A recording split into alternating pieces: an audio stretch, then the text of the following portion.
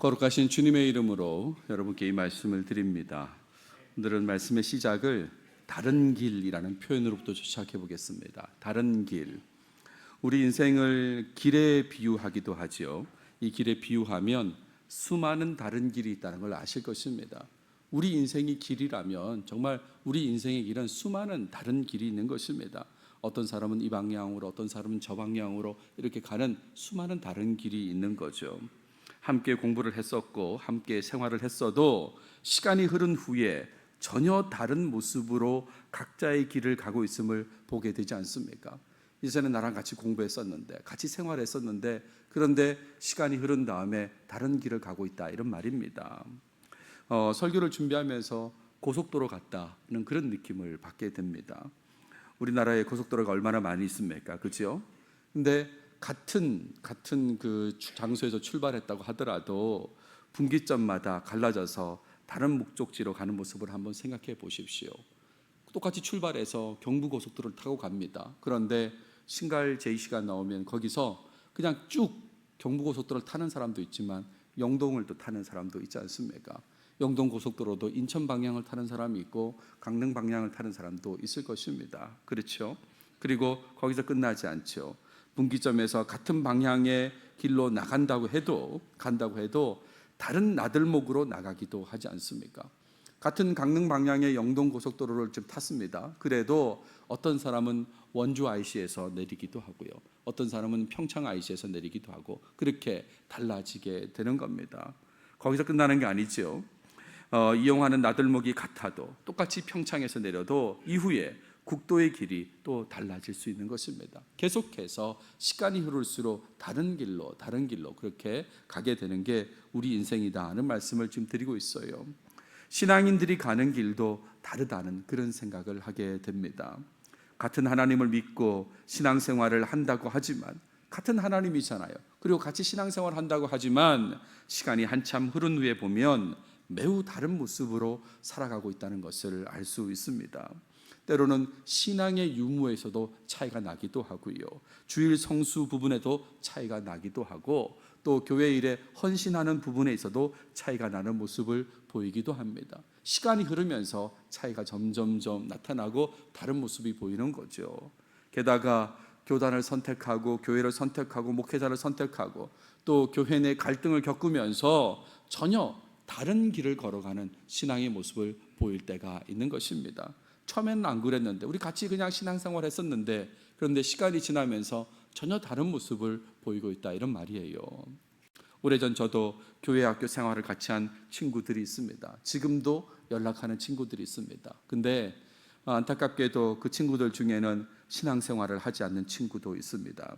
또 잘못된 신앙의 길로 들어선 친구도 있습니다. 가족 때문에 잘못된 신앙의 길로 들어선 친구도 있고, 또 신앙생활은 유지는 하지만 어려운 상황, 어려운 형편 때문에 신앙생활에 삶의 우선순위가 없는 친구도 있습니다. 생활을 하긴 하는데 그런데 우선순위가 없어요. 이런 친구들이 놀랍게도 목사 친구는 좋아합니다. 근데 신앙생활에는 좀 거리를 두는 그런 모습이죠.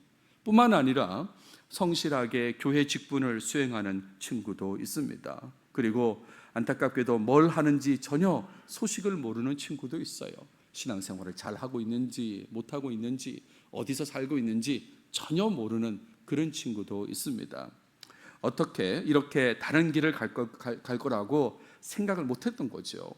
우리가 어릴 때 신앙생활 하면서 주일학교 다니고 그러면서 시간이 흐르면 우리가 전혀 다른 모습으로 살 거야 생각도 못했는데, 이렇게 시간이 지나고 보니까 다 다른 길을 가고 있는 거다, 이 말씀을 드리고 있습니다.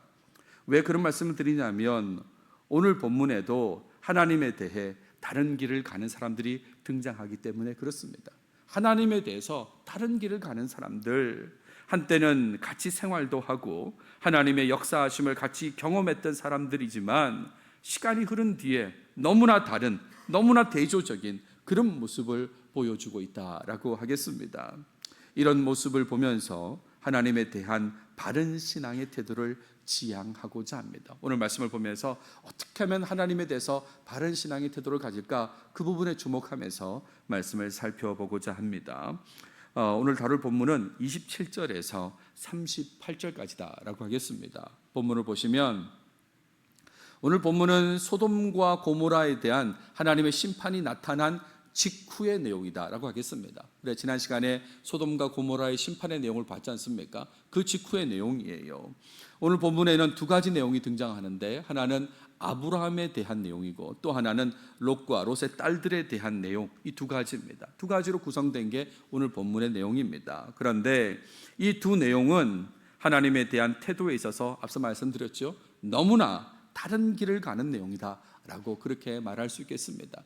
이 대조점에 주목하시면서 말씀을 보십시오. 먼저 아브라함의 모습을 보겠습니다. 27절, 28절에 나오는데 이 아브라함의 모습은 세 가지로 요약할 수 있겠습니다. 첫 번째는 아침에 일찍이 일어나는 모습이었어요. 근데 이 이른 아침에 일찍 일어났다는 건 그냥 단순히 건강해지기 위해서 일찍 일어난 것은 아닙니다. 소돔과 고모라가 하나님의 심판으로 멸망하던 그 시간이라는 걸 좀 기억하실 필요가 있어요. 23절 24절 보세요. 롯이 소알에 들어갈 때에 해가 돋았더라. 여호와께서 하늘 곧 여호와께로부터 유황과 불을 소돔과 고모라에 비같이 내리사. 그 소알에 들어갈 때 해가 돋았던 그 아침, 그래서 그때 소돔과 고모라에 지금 불로 심판이 되는 그런 상황에 지금 아브라함이 일어났다, 그 얘기를 하고 있는 것이죠. 일어난 아브라함은 하나님 앞에 섰다라고 그렇게 되어 있습니다. 아침에 일찍 일어난 이유가 하나님 앞에 서기 위함이다라는 것을 알 수 있습니다. 우리말 번역에는 이렇게 되어 있어요. 일찍 일어나 여호와 앞에 서 있던 곳에 이르러라고 되어 있습니다. 동사가 두 개죠. 일어났다는 거하고 이르렀다라고 하는 동사가 두 개인데 실제로는 동사가 하나라고 생각하시면 되겠습니다. 여호와 앞에 서 있던 곳을 향해 일찍이 일어났다는 것입니다. 하나님 앞에 서 있던 곳이 있었어요. 그러니까 그곳을 향해서 아침에 일찍이 일어났다, 그런 얘기인 것입니다. 무슨 말입니까? 아브라함은 늘 하나님 앞에 서 있었다, 이런 말입니다. 늘. 그래서 아침에 일어나는 것도 그 하나님 앞에 다시 또 서기 위해서 일찍이 일어났다, 이런 얘기죠. 소돔과 고모라가 멸망하는 그날 아침에도 하나님 앞에 서기 위해서 일찍이 일어났다, 그 얘기를 하고 있는 것입니다. 하나님 중심으로 생각하고 하나님 중심으로 행동하는 모습이 아브라함의 모습이에요. 일어나자마자 하나님 앞에 서기 위해서 일어나는 그 모습을 한번 생각해 보십시오. 특별히 표현 여호와 앞에라는 표현을 좀 주목해 보시기 바랍니다.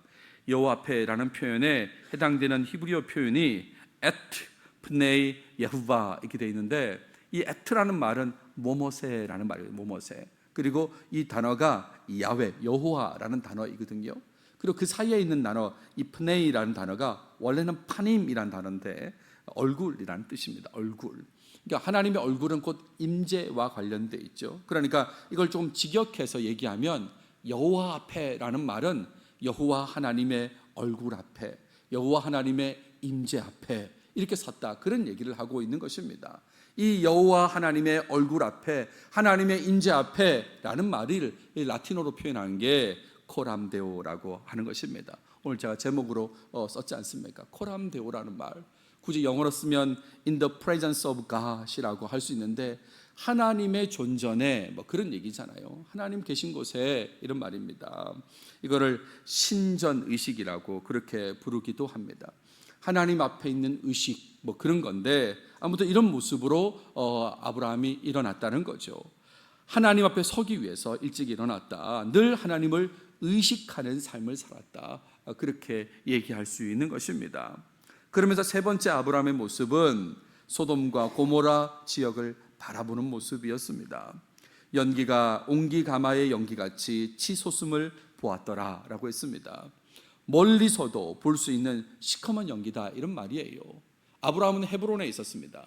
소돔과 고모라의 위치가 불확실하지만 아무튼 멀리 떨어져 있을 텐데 거기서도 확실하게 보일 수 있는 시커먼 연기다, 이런 말이죠.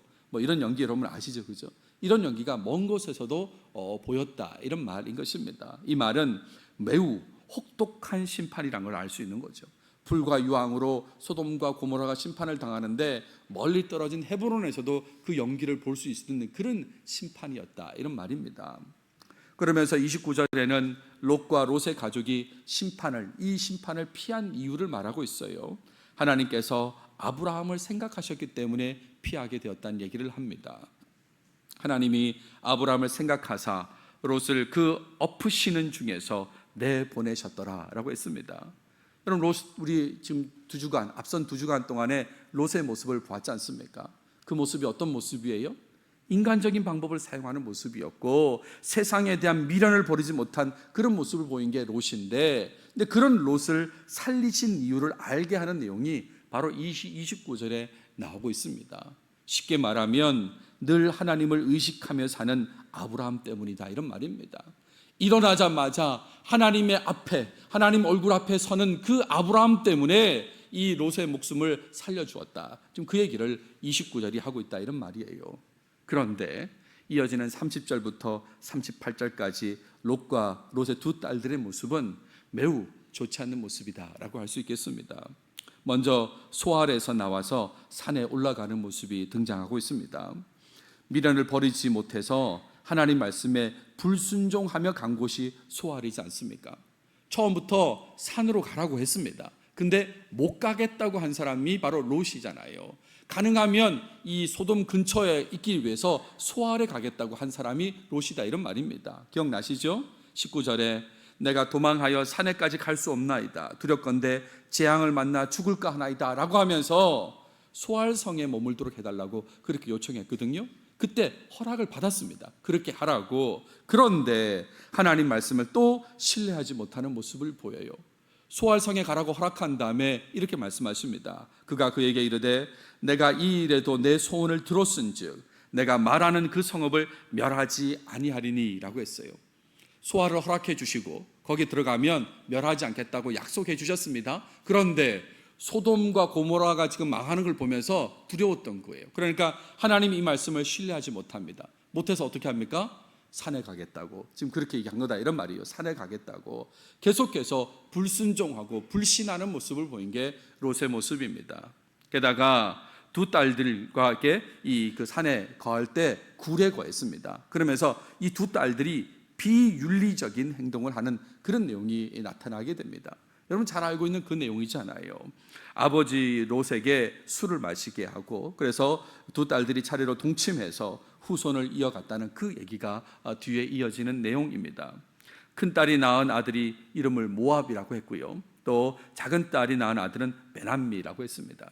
이 모압이라는 단어가 그 이름이 어떤 뜻이냐면 아버지로부터라는 말입니다. 아버지로부터. 무슨 의미인지 아시겠죠, 그렇죠? 베남미라는 말은 내 백성의 아들이다, 뭐 그런 의미, 다 연결된 의미인 것이죠. 그래서 이 모압이란 아들로부터 시작해서 모압이란 나라가 형성되고 나중에 베남미를 통해서 암몬이란 나라가 형성되지 않습니까?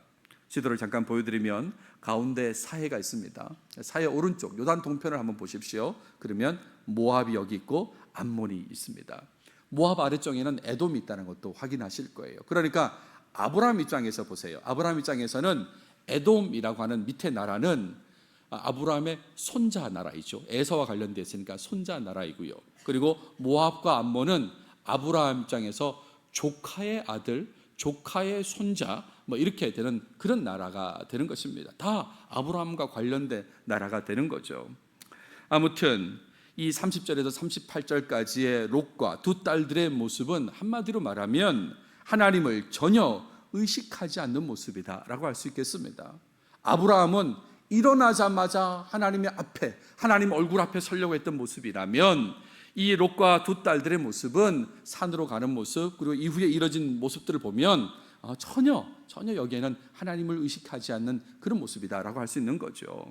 그런데 이 잘 알려진 얘기를 좀 더 생각해 보세요. 롯과 롯의 딸들의 모습에는 좀 이해하기 힘든 부분이 몇 가지 있습니다. 이미 여러분들도 그런 좀 이해하기 힘든 점을 가지고 있는 분도 있을지 모르겠어요. 그 가운데 제가 두 가지만 말씀을 드리겠습니다. 첫 번째는 롯의 큰 딸이 작은 딸에게 하는 말이 좀 이해가 안 돼요. 여러분 보세요. 우리 아버지는 늙으셨고 온 세상의 도리를 따라 우리의 배필될 사람이 이 땅에는 없으니 라고 했습니다. 우리 배필 될 사람이, 남편 될 사람이 이 땅에는 없다라고 했습니다. 여러분 이게 이해가 되십니까? 지금 온 세상이 심판을 받은 게 아니에요. 소돔과 고모라만 망한 것인데 왜 배필될 사람이, 남편 될 사람이 없다고 했을까? 왜 그랬을까? 정이 없으면 어떻게 하면 됩니까? 아브라함에게 가면 되지 않습니까? 아버지의 삼촌한테, 그러니까 이 롯의 두 딸들한테는 할아버지 뻘 되지 않습니까? 그 아브라함 할아버지한테 가면 어떻게 배필을 만들어 줄 텐데 왜 이런 고민을 할까? 이런 이해하기 힘든 지점이 있다, 이런 말이죠. 또 하나는 롯이 마시게 된 술에 대한 이해하기 힘든 부분입니다. 33절에 보시면 그 밤에 그들이 아버지에게 술을 마시게 하고, 35절에도 그 밤에도 그들이 아버지에게 술을 마시게 하고 그랬습니다. 여러분, 이 술이 무슨 적은 양은 아닐 거예요. 지금 취해가지고 상황을 알지 못할 정도로 마시는 거니까 엄청난 양의 술일 것입니다. 그죠? 그렇다면 도대체 이 술은 어디서 생긴 것인가? 혹시 그런 생각하신 분 계세요? 이 술은 도대체 어디서 생긴 것인가?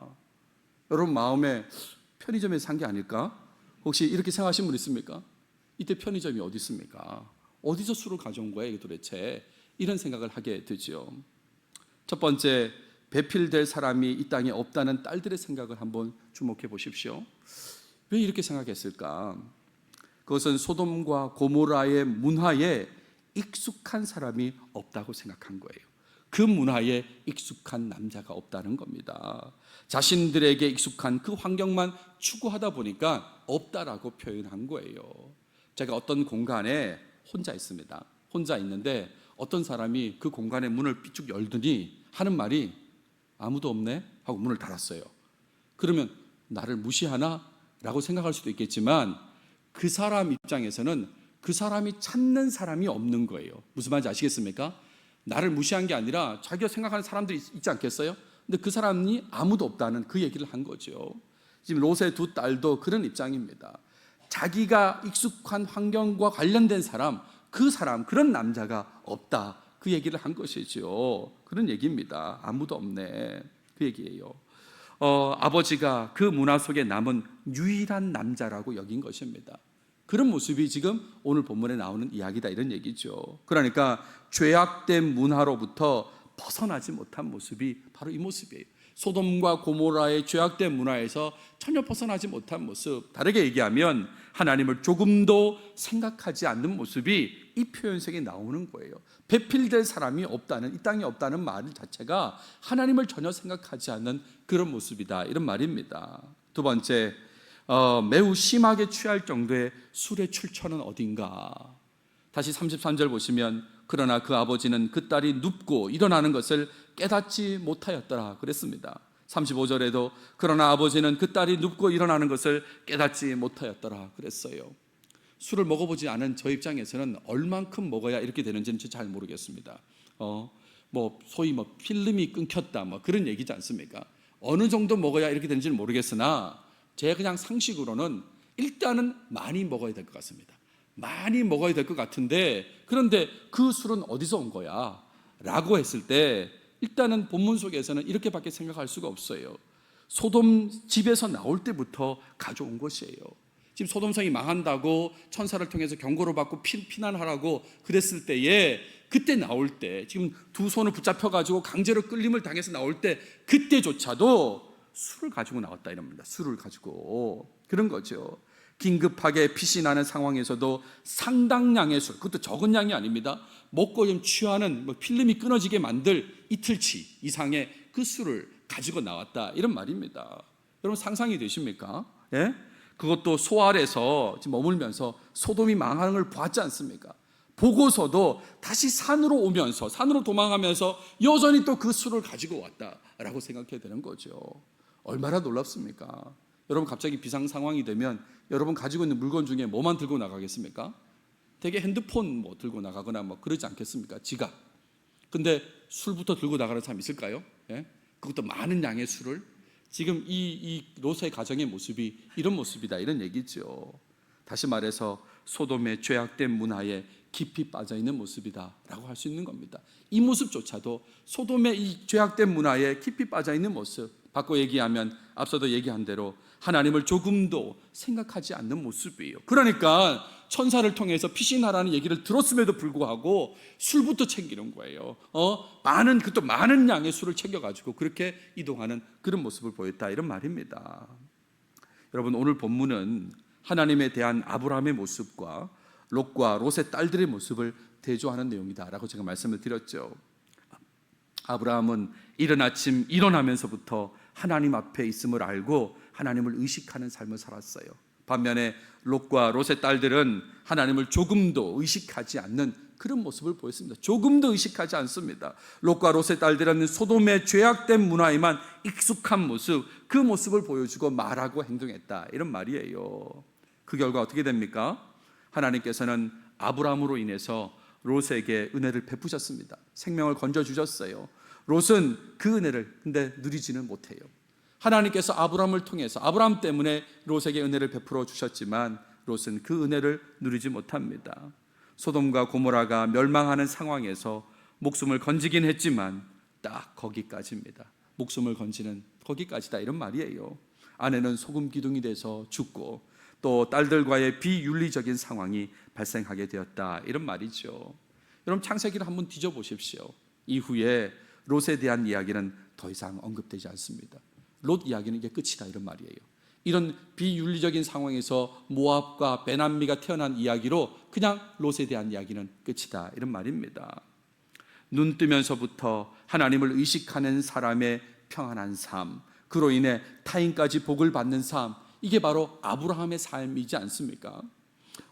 그런데 이런 삶과는 너무나 대조되는 하나님을 조금도 의식하지 않는 삶, 그래서 받은 복도 누리지 못하고 험한 삶을 살아가는 삶, 이 롯의 삶 한번 생각해 보십시오.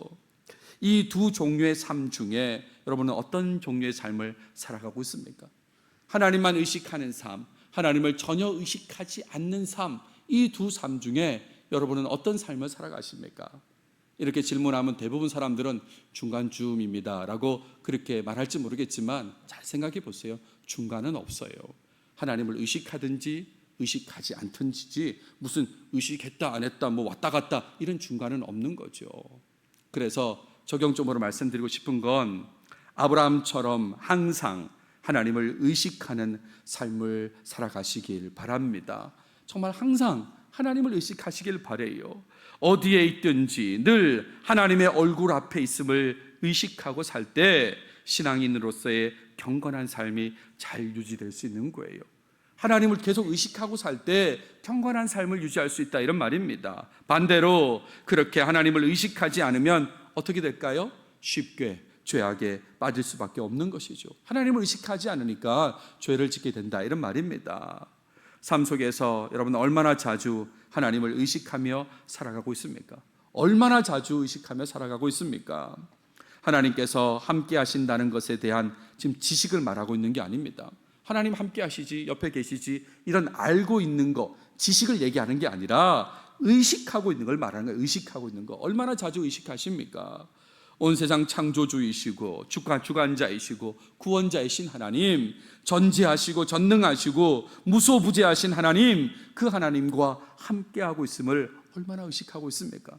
여러분 지금 예배 중에도 의식하고 있습니까? 그 하나님이 나와 함께하고 계시다, 나를 지켜보고 계시다, 지금 의식하고 있냐? 제가 묻고 있다, 이런 말입니다. 그냥 알고 있는 게 아니라 의식하고 있는가? 사람과의 관계에서도 누군가의 존재를 의식하면 태도가 달라질 때가 있죠. 존재를 의식하지 못할 때는 모르는데 의식하면 태도가 달라질 때가 있어요. 특히 그 사람이 나의 모습을 보고 있다고 생각하면 말과 행동에 제약이 생기게 되는 것입니다. 평소에 느긋한 모습이 아니라 긴장된 모습으로 활동하게 되는 것을 여러분 잘 알고 계시지 않습니까? 예를 들면 그냥 평소에는 자식들한테 말 그냥 편하게 잘 하는데 방송 카메라 들이대고 얘기하라고 그러면 어떻게 합니까? 아들아, 나는 잘 있단다, 걱정하지 마라, 이렇게 책 읽듯이 하는 이런 어색한 모습이 나타날 때가 있는 거죠. 왜 그렇습니까? 지켜보고 있다고 생각하니까 어색해지는 겁니다. 여러분 학교에 그 각 교실마다 급훈 있지 않습니까?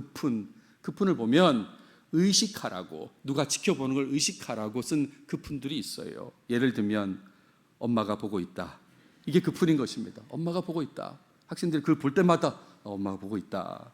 근데 엄마는 좀 둘째고 선생님이 보고 있다는 게 더 무서운가 봐요. 그래서 창밖에 선생님, 그래서 선생님 눈을 이렇게 해놓은 게 이게 그뿐인 거예요. 물론 비슷한 것도 있어요. 선생님 사진을 걸어놓고 지켜보고 있다, 이렇게 그푼으로. 그러면 좀 달라진다 이런 말이에요. 누가 지켜본다 그러면 모습에 좀 달라지는 게 있다. 여러분, 저는 지금 사람을 얘기하는 게 아닙니다.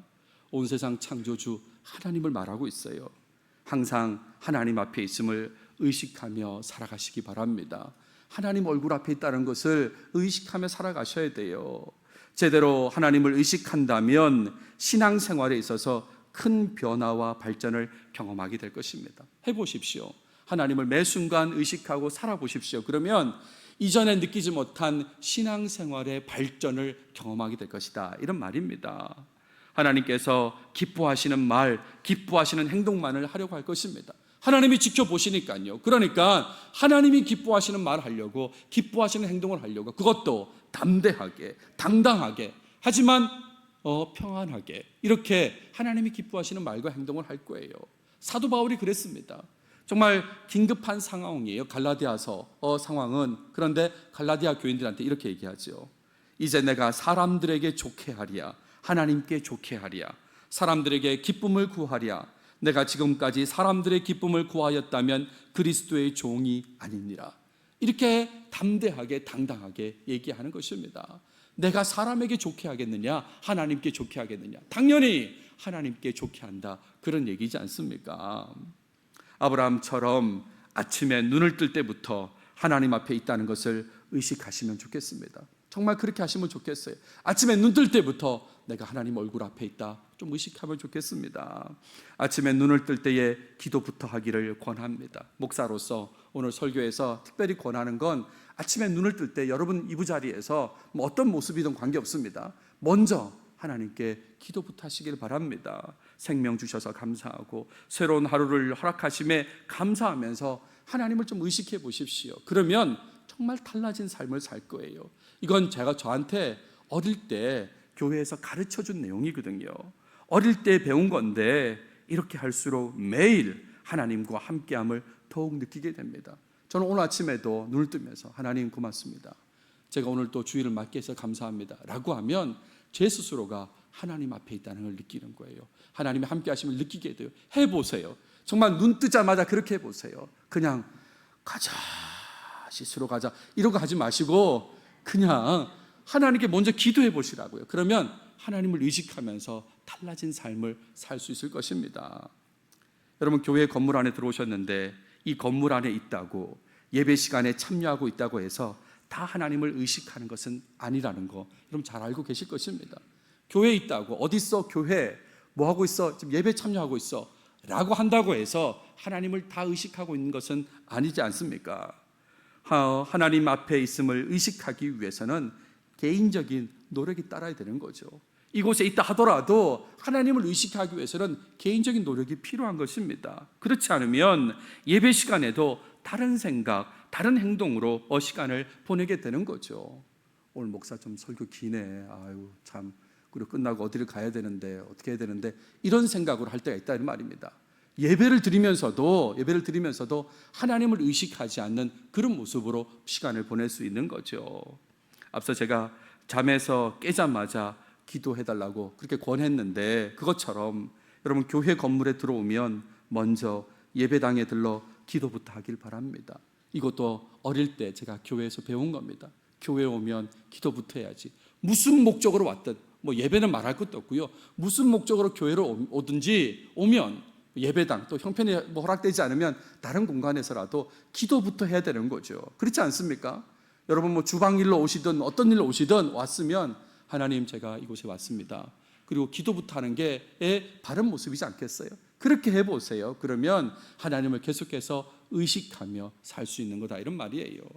교회가 너무 익숙해가지고 기도를 안 해도 되는 거 아닌가 혹시 생각했다면 삶을 좀 바꾸시면 좋겠습니다. 이성복 목사님이라는 분이 계십니다. 한국 교회 역사에 참 훌륭하신 분으로 이름나 있는 분입니다. 성결교 목사님이시고 봉사로 유명하신 분인데, 이분의 특징 가운데 많이 들으셨을 거예요. 늘 오른손 주먹을 쥐고 다녔다고 합니다. 이렇게 오른손 주먹을 늘 다닐 때 쥐고 다녔다는 거예요. 얼마나 그렇게 쥐고 다녔냐면 사람들이 장애인으로 오해할 정도로, 손을 펴지 못하는 그런 장애인으로 오해할 정도로 늘 주먹을 쥐고 다녔대요. 그래서 물었지 않겠어요? 사람들이 왜 그렇게 하느냐고 질문했더니 그분이 이렇게 대답했습니다. 주님 손 잡고 가는 거야. 이렇게 대답했다는 거죠. 주님 손 잡고 간다고. 늘 하나님 의식하니까 주님 손 잡고 간다고 늘 손을 이렇게 주먹을 쥐고 다녔다, 이런 말입니다.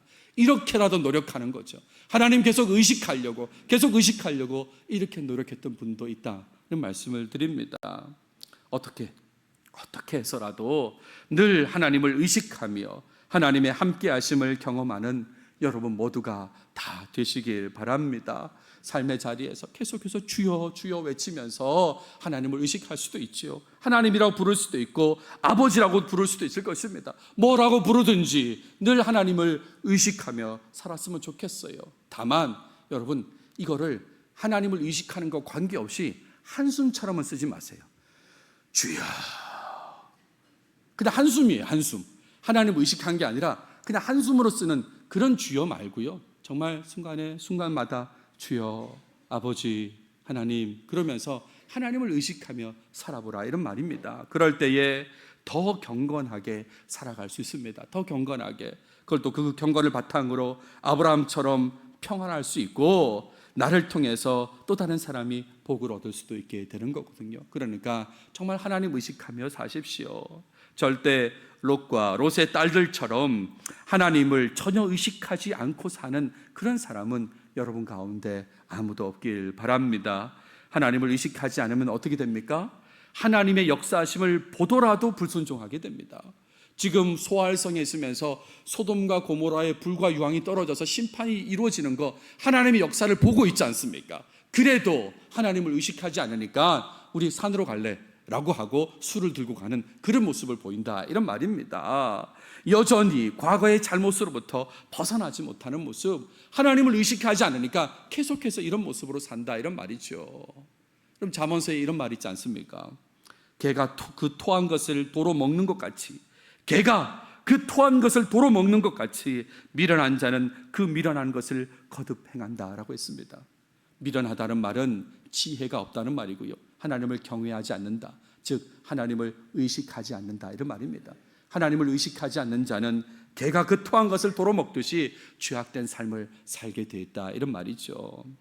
제가 여러 번 설교 시간에 말씀드린 부분이 있는데 설교를 준비하면서 또 생각이 났어요. 저한테 아마 그 내용은 큰 충격이었던 것 같습니다. 오래전 생명의 삶 예화인데요, 시간이 몇십 년이 지나도 지금도 생각이 납니다. 대학생 시절에 제 아내랑 사귀면서 생명의 삶으로 묵상하자고 하면서 그 책을 나누는데 거기 나온 예화예요. 지금도 생명의 삶에는 한쪽에 예화가 있는지 모르겠는데 그때는 예화가 있었습니다. 어떤 예화냐면 어느 수도사가 하나님께 기도했다는 거죠. 기도를 합니다. 어떻게 기도할까요? 하나님이라고 부르면서 기도를 하죠. 하나님. 그랬더니 하나님께서 대답을 하셨어요. 뭐라고 대답하셨냐면 왜? 라고 대답했어요. 하나님이라고 하니까 하나님께서 왜? 라고 대답을 했어요. 그랬더니 그 하나님의 대답을 들은 수도사는 너무 놀라서 죽었다는 겁니다. 죽었다는 거예요. 왜 죽었을까요? 대답할 줄 몰랐거든요. 대답할 줄 몰랐어요. 하나님을 제대로 의식하지 못해서 벌어진 일이다, 이런 말입니다. 사실 이 내용은 만들어진 이야기예요. 만들어진 이야기지만 저한테는 너무 충격이었어요. 수없이 하나님이라고 부르지만 나 역시도 하나님께서 왜? 라고 그렇게 말할 거라고 생각하지 못했던 적이 많았거든요. 그렇지 않습니까? 우리가 하나님이라고 부르면 하나님께서는 왜? 뭘 도와줄까? 무슨 일이야? 라고 말씀하시는 게 당연한데, 그런데 하나님을 얼마나 의식하지 않았으면 그냥 혼자만 쏟아놓고 끝나는 거예요. 그러다가 하나님께서 왜라고 하는 순간 나도 심장이 멎지 않을까? 뭐 그런 생각을 했던 적이 있습니다. 하나님을 제대로 의식하지 못해서 벌어진 일이라는 걸 기억하십시오. 말씀을 마무리하겠습니다. 하나님의 얼굴 앞에 있음을 한시도 잊지 않고 살아가는 여러분 모두가 다 되시면 좋겠습니다. 아침에 눈을 뜰 때부터 깨어있는 동안에는 항상 하나님만 의식하시길 바랍니다. 제가 오늘 제목으로 코람데오라고 했지 않습니까? 이 네 글자를 기억하십시오. 코람데오. 내가 하나님 앞에 있다, 하나님의 얼굴 앞에 있다라고 계속해서 꼭 기억하시며 사시길 바랍니다. 그래서 신앙생활의 발전을 경험하십시오. 더 경건한 삶, 더 하나님을 경외하는 삶을 경험하시길 바라고, 그 모습과 함께 하나님의 은혜를 충분히 경험하시는 여러분 모두가 다 되시길 바랍니다. 기도하겠습니다. 하나님 감사합니다. 오늘 또 우리에게 창세기를 통해서 말씀해 주셔서 감사합니다. 특별히 오늘 말씀을 통해서는 하나님만 의식하고 사는 아브라함의 모습과 전혀 의식하지 않는 롯과 롯의 딸들의 모습을 대조하면서 보여주셨는데, 하나님 이런 말씀 속에서 우리는 하나님을 제대로 의식하고 살아간 아브라함의 모습으로 살도록 주님 도와주시옵소서. 지금까지 그렇게 살지 못했다면 우리 삶을 용서해 주시고 온전히 매 순간 아침에 눈을 뜰 때부터 하나님만 의식하며 살아가게 하시고, 그로 인해서 하나님께서 주시는 그 은혜를 누리는 삶을 살도록 꼭 도와주시옵소서. 이 모든 말씀 예수님의 이름으로 기도드렸습니다. 아멘.